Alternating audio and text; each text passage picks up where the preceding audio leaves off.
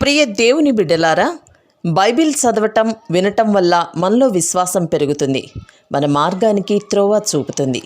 సమస్త జనులను శిష్యులనుగా చేయుడి మత్తయి 28:19 వచనంలో దేవుని వాక్యం తెలియచేస్తోంది. తెలుగు బైబిల్స్ను ఆర్ఆర్కే మూర్తి గారు రీసెర్చ్ చేసి విశ్లేషణ చేసిన బైబిల్లోని ప్రతి అధ్యాయాలను వచనాలను వరుస క్రమంలో అనగా ఆదికాండం నుండి ప్రకటనా గ్రంథం వరకు ఇవ్వబడుతుంది. ప్రతి ఒక్కరూ ఆధ్యాత్మికంగా విశ్వాసంలో బలపడి మీ జీవితంలో ఎదుర్కొంటున్న సమస్యల నుండి విడుదల పొందండి. ప్రతి ఒక్కరూ మీ దీవెన టీవీని సబ్స్క్రైబ్ చేసి ఈ వాక్యాన్ని లైక్ చేసి మీ మిత్రులకు బంధువులకు షేర్ చేయండి. దేవుని సువార్తను ప్రకటింపబడుటలో మీరు పాలిభాగస్తులు కండి. సోదరీ సోదరులారా, ఈ రోజున మన వాక్య పాఠ్య భాగం యోవేలు గ్రంథం 3వ అధ్యాయం 1 నుండి 12వ వచనం వరకు. జాగ్రత్తగా శ్రద్ధాసక్తులతో వినండి. ఆ దినములలో అనగా యూదావారిని యెరూషలేము కాపురస్తులను నేను చెరలో నుండి రప్పించే కాలమున అన్యజనులందరినీ సమకూర్చి యెహోషాపాతు లోయలోనికి తోడుకొనిపోయి వారు ఆయా దేశములలోనికి నా స్వాస్థ్యమైన ఇశ్రాయేలీయులను చెదరగొట్టి నా దేశమును తాము పంచుకొనుటను బట్టి నా జనుల పక్షాన అక్కడ నేను ఆ అన్యజనులతో వ్యాజ్యమాడుతాను. వారు నా జనుల మీద చీట్లు వేసి వేశ్యకు బదులుగా ఒక బాలుణ్ణి ఇచ్చి ద్రాక్షరసము కొనటానికి ఒక చిన్నదాన్ని ఇచ్చి త్రాగుతూ వచ్చారు గదా. తూరు పట్టణమా, సీదోను పట్టణమా, ఫిలిష్తీయ ప్రాంతవాసులారా, మీతో నాకు పనేమి? నేను చేసిన దానికి మీరు ప్రతీకారం చేస్తారా? మీరు నాకేమైనా చేస్తారా? నా వెండిని నా బంగారాన్ని మీరు పట్టుకుపోయారు. నాకు ప్రియమైన మంచి వస్తువులను పట్టుకునిపోయి మీ గుళ్లలో ఉంచుకున్నారు. యూదావారిని యెరూషలేము పట్టణపు వారిని తమ సరిహద్దులకు దూరముగా నివసింపచేయడానికి మీరు వారిని గ్రేకీయులకు అమ్మివేశారు. మీరు చేసిన దానిని బహు త్వరగా మీ మీదికి రప్పిస్తాను. శ్రోతలు వింటున్నారా? ఈ అధ్యాయంలో యెహోవా దినము మనకు కన్నులకు కట్టినట్లు చూపబడింది. ఆ దినములలో అంటూ ఈ అధ్యాయం మొదలవుతుంది. ఆ దినాలు అంటే యెహోవా దినారంభం. ఇది పెంతెకొస్తు దినం కాదు, యెహోవా దినం. ఇది సంఘానికి సంబంధించింది కాదు, ఇశ్రాయేలు జాతికి సంబంధించింది. యూదావారిని యెరూషలేము కాపురస్తులను చెర నుండి రప్పించే రోజున అంటున్నాడు దేవుడు. పెంతెకొస్తు నాటి సంఘటనలు కావివి. అపొస్తల కార్యములు 1వ అధ్యాయం 8వ వచనంలో ప్రభు అన్న మాటేమిటి? పరిశుద్ధాత్మ మీ మీదికి వచ్చినప్పుడు మీరు శక్తి నొందుతారు గనుక మీరు యెరూషలేములోనూ యూదయ్య సమరయ్య దేశములందంతటా భూదిగంతాల వరకు నాకు సాక్షులై ఉంటారు. యెరూషలేము నుండి సాక్ష్యం భూదిగంతాల వరకు వెడుతుంది. ఇది సంఘం. కాని యూదులను చెర నుండి తిరిగి యెరూషలేముకు రప్పించుకుంటాను, వారిని సమకూరుస్తాను అంటున్నాడు దేవుడు. ఇది ఇశ్రాయేలు జాతి. దేవుని సంఘం వేరు, ఇశ్రాయేలు జాతి వేరు. సంఘం యేసు పునరుత్థాన సందేశాన్ని భూదిగంతాల వరకు ప్రకటిస్తుంది. ఈ సంఘానికి శిరస్సు యేసుక్రీస్తు. దేవుని కృపను, దీర్ఘశాంతమును, కనికరమును సంఘం ప్రకటిస్తుంది. ప్రభువు నామమున ప్రార్థించే ప్రతి వ్యక్తి రక్షించబడతాడు. దేవుని సువార్త ఎంతో సులభగ్రాహ్యమైనది. అందుకే ఇది పండితులకు అర్థం కావటం లేదు. సువార్తను నమ్మితే చాలు, మనిషిలో అప్పటికప్పుడే పరివర్తన కలుగుతుంది. రక్షణకు క్రియలతో నిమిత్తం లేదు, అయితే రక్షణ పనిచేస్తుంది. రక్షించబడిన వారు పనిచేస్తారు, సత్క్రియలు చేస్తారు. శ్రోత, నీవు రక్షించబడిన వ్యక్తివైతే సువార్త తప్పక ప్రకటిస్తావు. నీవు అలా చేయటం లేదంటే నీ విశ్వాసం అనుమానాస్పదమే.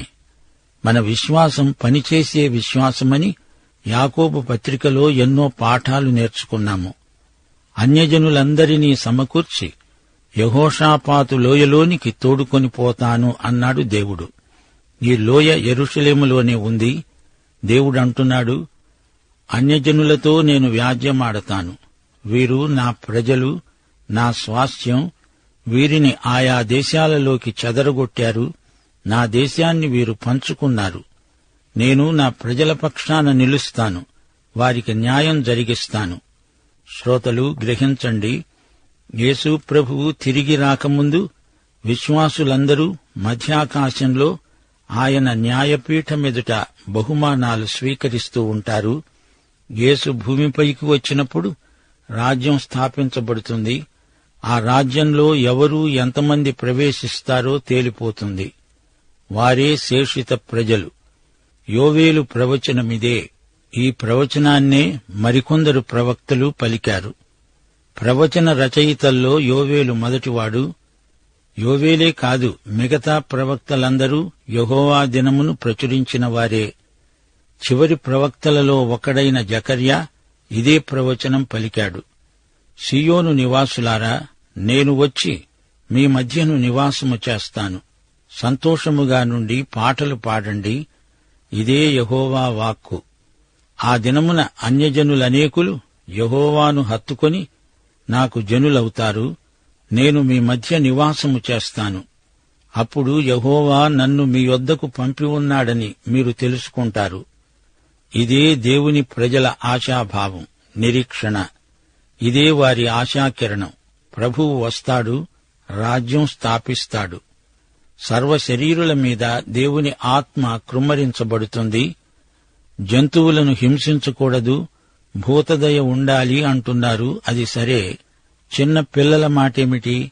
వారిని నిర్దాక్షిణ్యంగా క్రూరంగా హింసించే పెద్దలను ఏమనాలి? కడవరి దినాలకు ఇది కూడా ఒక సూచనే. చిన్న పిల్లలు తల్లిదండ్రుల నుండి ఎటో పారిపోతున్నారు. ఎందుకని? వారు తమ పిల్లలను ప్రేమించటం లేదు. చీటికి మాటికి వారిని తిట్టడం, కొట్టడం. పిల్లలను ఆ విధంగా బాధించడం దేవుని దృష్టిలో గొప్ప పాపం. దేవుణ్ణి క్షమాపణ వేడుకోవాలి. పిల్లలను అమ్మేస్తున్నారు, వ్యభిచరిస్తున్నారు, అక్రమ సంతానాన్ని కంటున్నారు, ఆడపిల్లలను అమ్ముకుని వచ్చిన డబ్బుతో తప్పతాగుతున్నారు అంటున్నాడు ప్రవక్త. ఎంత ఘోరం! అవినీతి రానురాను పెచ్చరిల్లిపోతోంది. అక్రమం విస్తరిస్తోంది. మానవత్వపు విలువలు మట్టిలో కలిసిపోతున్నాయి. గొప్ప నాగరికత అని చెప్పుకుంటున్నారే కాని అవినీతి, అసభ్యత అంతటా తాండవిస్తోంది. దేవుడు తన ప్రవక్త అయిన యోవేలు ద్వారా వారిని హెచ్చరిస్తున్నాడు. తన వద్దకు ప్రజలు తిరిగి రావాలని, వారు పశ్చాత్తప్తులవ్వాలని దేవుడు ఎంతగానో కోరుతున్నాడు. రోము అధికారానికి రాకముందే వీరు అన్యులకు బానిసలై చెరగొనిపోబడ్డారు. 7వ వచనం దేవుడంటున్నాడు, ఇదిగో మీరు చేసిందాన్ని మీ నెత్తిమీదికే రప్పిస్తాను. మీరు వారిని అమ్మి పంపివేసిన ఆయా స్థలాలలో నుండి నేను వారిని రప్పిస్తాను. మీ కుమారులను కుమార్తెలను యూదావారికి అమ్మివేయిస్తాను.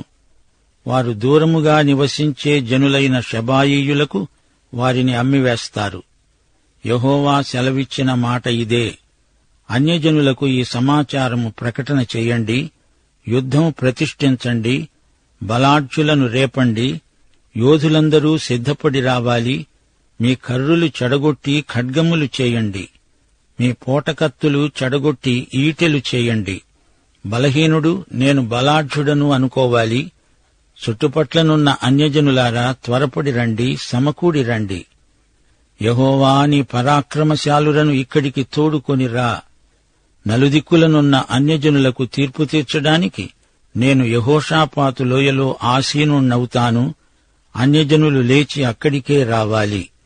శ్రోతలు వింటున్నారా? తూరు సీదోనులపైకి దేవుని తీర్పు రాబోతోంది.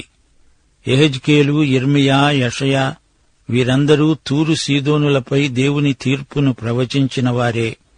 ఈ ప్రవచనాలు అక్షరాలా నెరవేరాయి. మీ కర్రులు చెడగొట్టి ఖడ్గాలు చేయండి, మీ పోటకత్తులు చెడగొట్టి ఈటెలు చేయండి అంటాడేమిటి? యెషయా 2వ అధ్యాయం 4వ వచనం, మీకా 4వ అధ్యాయం 3వ వచనంలో దేవుడేమన్నాడు? వారు తమ ఖడ్గములను నాగటి నక్కులుగా, తమ ఈటెలను మచ్చుకత్తులుగా సాగగొడతారు. యుద్ధాలు చేయడం మానేస్తారు. జనము మీదికి జనం ఖడ్గమెత్తరు. ఆయన మధ్యవర్తి అయి అనేక జనములకు న్యాయము తీరుస్తాడు. వారు తమ ఖడ్గములను నాగటి నక్కులుగాను తమ ఈటెలను మచ్చుకత్తులుగాను సాగగొడతారు. యుద్ధాలు చెయ్యరు, యుద్ధములు చేయడం నేర్చుకొనరు. అయితే అది యుద్ధకాలం, ఇది శాంతి సమయం. ఇప్పుడు యుద్ధాయుధాలతో పనిలేదు. ఇప్పుడు యుద్ధాయుధాలు వాడుకలో ఉన్నాయి. శాంతి భద్రతలకు ఆయుధాలు ఇప్పుడు అవసరం. అప్పుడు ఇవి అనవసరం. లోకములోని జాతులకు మృగ సంకేతాలు నిర్ణయించాడు దేవుడు. సింహం, ఎలుగుబంటి, చిరతపులి అనే వన్యమృగాలతో లోకమందలి జాతులను పోల్చాడు దేవుడు. ఒకరి మీద ఒకరు కయ్యానికి కాలుదూగుతారు. 1 తెస్సలోని పత్రిక 5వ అధ్యాయం 3వ వచనం. లోకులు నెమ్మదిగా ఉన్నది, భయమేమీ లేదులే అని చెప్పుకుంటూ ఉండగా గర్భిణీ స్త్రీకి ప్రసవ వేదన వచ్చినట్లు వారికి ఆకస్మికముగా నాశనము తటస్థిస్తుంది. గనుక వారెంతమాత్రమూ తప్పించుకోలేరు. యుద్ధం చేయాల్సి వస్తే ధర్మయుద్ధం చెయ్యాలి. శాంతి సమయంలో ప్రభువు యొక్క మహాశాంతిని అనుభవించాలి. దేవునికి స్తోత్రం. యుద్ధములు మాన్పేవాడను నేను, బల్లెమును తెగనరికేవాడను నేనే అన్నాడు మన దేవుడైన యెహోవా. ఆలివకొండ ప్రసంగంలో ప్రభు ఏమన్నాడు? దేవుని ప్రజలను హింసించిన వారికి తీర్పు ఉంది. సంఘం ఎత్తబడిన తరువాత దేవునికి ఇశ్రాయేలు జాతితో ఒక కార్యక్రమం ఉంది. చివరికి 144,000 మంది శేషిత ప్రజలు. అప్పటికే సంఘం ఎత్తబడి ఉంటుంది. దేవుని ప్రజలకు మద్దతు ఇచ్చిన జాతులను దేవుడు ఆశీర్వదిస్తాడు. అమాయకులు, నిష్కళంకులు అయిన ఈ సాక్షులలో ఒక్కనికైనా ఒక గిన్నెడు మంచినీళ్లిచ్చి ఆదరించిన వారికి కూడా ఆయన గొప్ప బహుమానం ఇస్తానంటున్నాడు. మహాశ్రమల కాలంలో ఈ సాక్షులకు చిన్న గిన్నెడు మంచినీళ్లిచ్చినా ప్రాణాపాయమే. అది యెహోవా దినం, మహాశ్రమల కాలంతో ఆరంభమయ్యే దినం. చీకటితో దినారంభమవుతుంది. శ్రోతలు, ఈ అధ్యాయం 8వ వచనంలో దేవుడన్నాడు, షెబాయీయులకు వీరిని అమ్మివేస్తాను. ఆ రోజుల్లో వీరు ప్రపంచమంతటా వర్తక వ్యాపారాన్ని విస్తృతంగా నిర్వహించిన మేటి నాయకులు. వీరికి మిమ్మల్ని అమ్మేస్తాను అంటూ దేవుడు వారిని మందలిస్తున్నాడు. ఈ పాఠంలో దేవుడు న్యాయస్థానాన్ని, పంటను ప్రస్తావిస్తున్నాడు.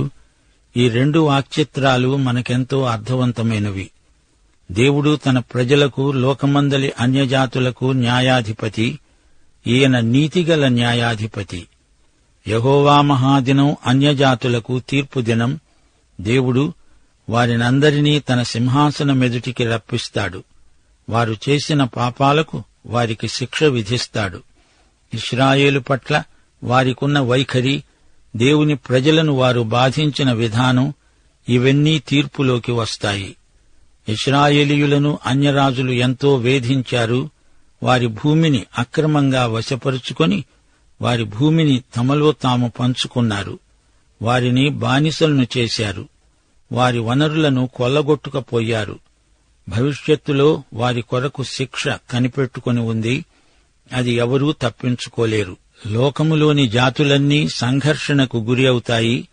దేవుడు వారిని పంట చేను కోసినట్లు కోస్తాడు. యెషయా 63వ అధ్యాయం 1 నుండి 6వ వచనం వరకు. తీర్పరి అయిన ప్రభువు రక్తవర్ణ వస్త్రాలు ధరించి ఉన్నాడు. శోభిత వస్త్రము ధరించిన వాడై గంభీరముగా ఆయన నడిచి వస్తున్నాడు.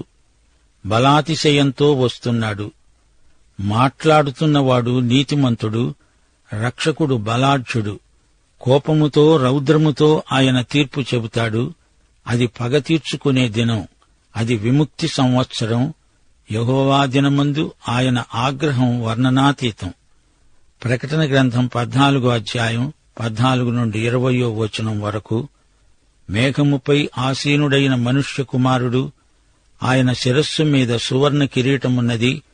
చేతిలో వాడిగల కొడవలి ఉన్నది. గొప్ప స్వరం వినబడింది. భూమి పైరు పండి ఉంది. కోతకాలం వచ్చింది. నీ కొడవలి పెట్టి కొయ్యి. అతడు కొడవలి భూమి మీద వేయగా భూమి పైరు కోయబడింది. మరో దూత వచ్చాడు. అతని వద్ద వాడిగల కొడవలి ఉంది. స్వరం వినిపించింది.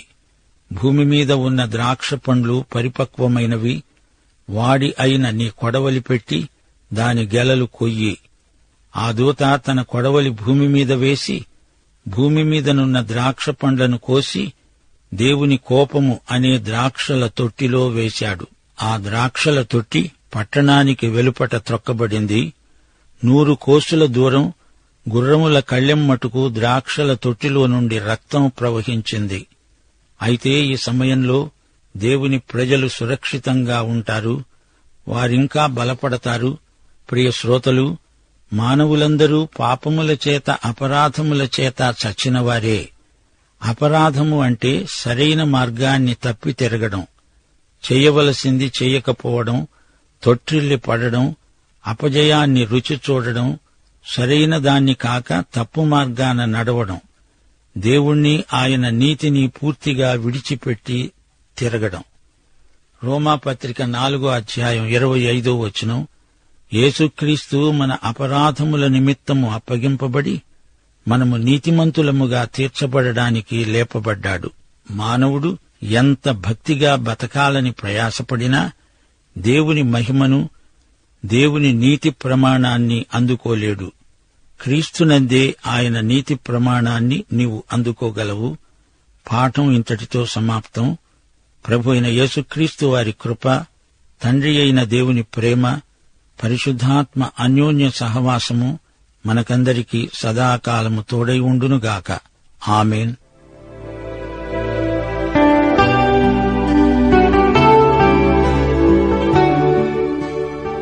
ఇప్పుడు గతంలో మీరు రాసుకున్న హోషేయ గ్రంథ ఛానల్లోని ప్రశ్నలకు సరైన జవాబులు చెప్తున్నాను. దయతో మీరు రాసిన జవాబులతో ఒకసారి సరిచూసుకోండి. మొదటి ప్రశ్న జవాబు: హోషేయ అనే పేరుకు అర్థం ఏమిటి? అతని తండ్రి పేరేమిటి? జవాబు: హోషేయ అంటే రక్షణ.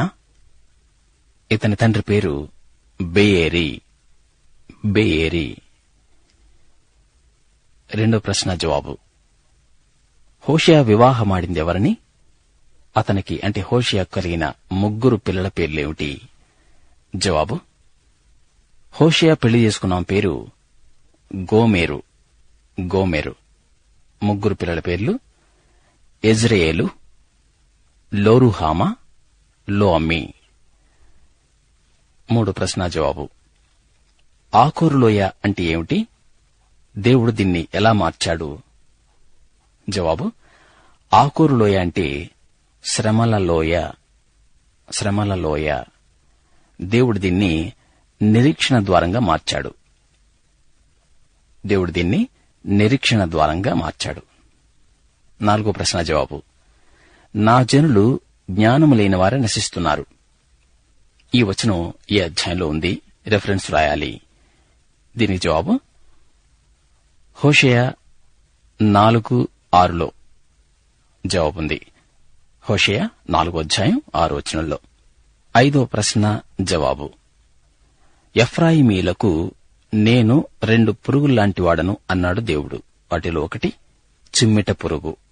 రెండవది ఏమిటి? ఈ ప్రశ్నకు జవాబు వత్స పురుగు. రెండవ పురుగు పేరు వత్స పురుగు. ఆరవది దహన బలుల కంటే దేవునికి ఇష్టమైనది ఏది? ఈ ప్రశ్నకు జవాబు దేవుని గూర్చిన జ్ఞానం.